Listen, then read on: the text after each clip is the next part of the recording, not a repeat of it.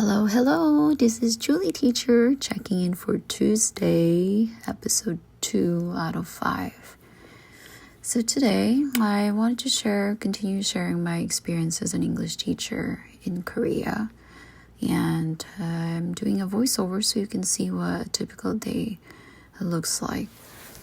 Normally, I rearrange my desk, making sure that they're all set and ready for the day. Last night, I taught a debate class, so that's why I'm doing extra arrangement. So, let's see. In Korea, there are 2 types of English teachers, public teachers and Hagwon teachers, or Hagwon also means like an academy or an institution. So I am the latter. I've been a Hagwon teacher from the start, and I think my family and friends back home didn't really know the differences. So I've heard, and maybe some of you already know, that Hagwons have a bad reputation. And I myself have read plenty of horror stories actually in expat groups that I'm a member of. But honestly, I've been lucky. I've never really faced extreme stress or unfair treatment from my boss, other than having limited vacation days. But overall, my experience has been positive. So how did I survive all these years as a Hagwon teacher? I will give you my top 3 reasons. I would say, it's time to tell you my reasons. I would say my first main top reason is that the schedule worked for me, the Hagwon schedule. I like working in the afternoon and evening because I'm not really a morning person. My academy is in Seoul, so it's a city that never sleeps. It's actually way better than Vegas, 10 times better. So when I finish work, it still feels like a normal day. So this schedule lets me use, my mornings for personal time. I can run errands, explore, go in a cafe, and also have time to, journal myself or do anything for self-improvement. And that way they help me balance my personal and work life, which made this job enjoyable.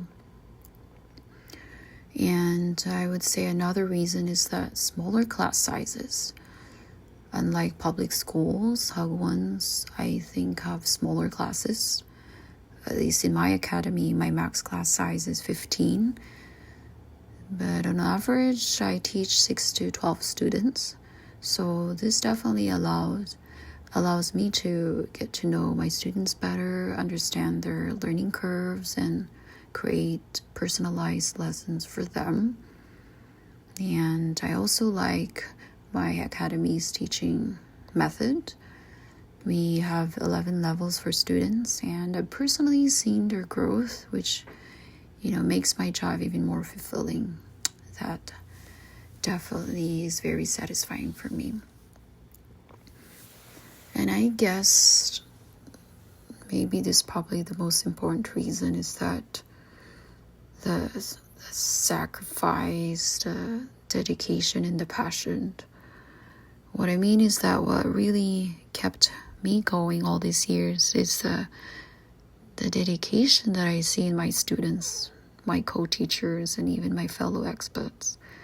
My students, especially my students, they are under immense pressure, constantly meeting high expectations. And I've never seen this level of sacrifice before. And it really taught me valuable life lessons. My Korean co-teachers, they are incredibly dedicated, working hard to help students while meeting parents' tiger moms' demand. Their passion for education inspired me to take my own teaching seriously. And, despite Korea's competitive culture, my students still show up to my class eager to learn. And their efforts and passion really pushed me to be a better teacher.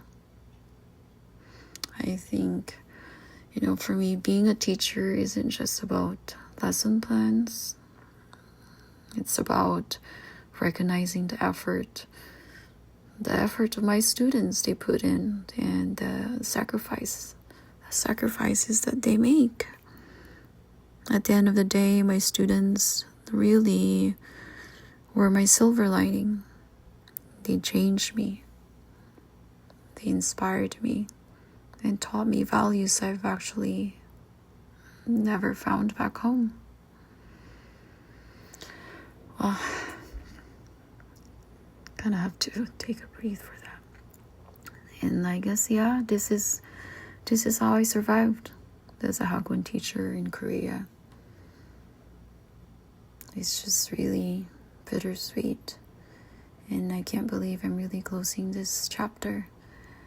But I am ready. I will definitely, fully embrace these remaining days. And I'll hug my students tighter and finally let them go. See them one last time and say my final goodbye. Yeah, bye.